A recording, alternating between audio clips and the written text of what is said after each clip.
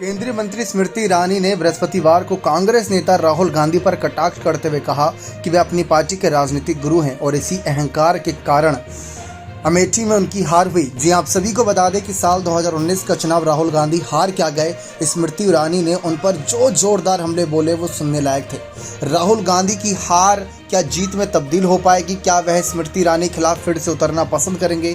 इस पर भी सबकी नज़रें टिकी हुई हैं। लेकिन इस बीच स्मृति ईरानी ने साफ कहा कि इंडिया अलायंस तो आज बना है, लेकिन मैंने साल 2019 में ही इन सब की ताकत देखने चाहिए थी, लेकिन कोई अपनी ताकत नहीं दिखा पाया। यानी कि स्मृति ईरानी ने अमेठी सीट का हाल बताते हुए कहा कि साल 2019 में अमेठी सीट पर ऐसी हालत थी कि वहां पर मानो इंडिया अलायंस वर्सेस एनडीए की लड़ाई हो रही थी, क्योंकि स्मृति ईरानी के खिलाफ सिर्फ राहुल गांधी थे।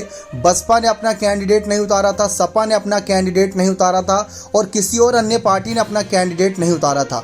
इससे साफ पता चल रहा था कि वे पार्टियां कहीं ना कहीं कांग्रेस का ही समर्थन कर रही थी और वे चाहती थी कि बीजेपी हार जाए। लेकिन स्मृति ईरानी ने कहा कि मैंने उस वक्त ना सिर्फ राहुल गांधी को हराया बल्कि इन सब विपक्षी पार्टियों के मुंह पर एक जोरदार तमाचा धरा था, क्योंकि ये पार्टियां आगे नहीं बढ़ पाई थी। बसपा इससे पहले साल 2014 में अपना कैंडिडेट उतारी थी और उससे पहले सपा तो खैर इस सीट पर ज़्यादा इंटरेस्ट नहीं दिखाती, लेकिन बसपा हमेशा अपना कैंडिडेट उतारती थी। राहुल गांधी को हराने का काम स्मृति ईरानी ने करा था और स्मृति ईरानी डंके की चोट पर कह रहे हैं कि इस बार भी वह वापस सत्ता में आएंगी। ईरानी से पूछा गया था कि भाजपा केरल में एक भी सीट क्यों नहीं जीत पाई और क्या वह इसकी भरपाई करने के लिए गांधी के खिलाफ मुकाबला करेंगे। ईरानी ने कहा कि राहुल गांधी कांग्रेस पार्टी के राजनीतिक गुरु हैं, उनको अहंकार है और यही अहंकार जनता ने तोड़ा था।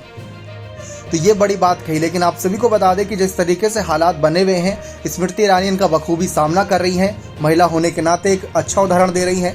राहुल गांधी के सामने चुनौती है कि क्या वह स्मृति ईरानी के खिलाफ उतरना पसंद करेंगे या नहीं।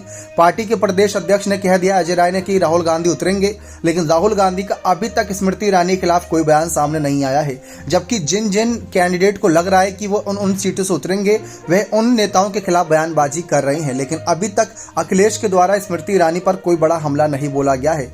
लेकिन जिस तरीके से हालात बने हुए हैं वो इसी तरफ इशारा कर रहे हैं कि अमेठी में एक बार फिर से राहुल वर्सेस स्मृति ईरानी हो सकता है। राहुल वायनाड से इस वक्त सांसद हैं, लेकिन स्मृति ईरानी के खिलाफ उतरते हैं तो जंग और ये कहीं ना कहीं लड़ाई बड़ी मजेदार होने वाली है। बने रहे चैनल के साथ। बहुत बहुत धन्यवाद।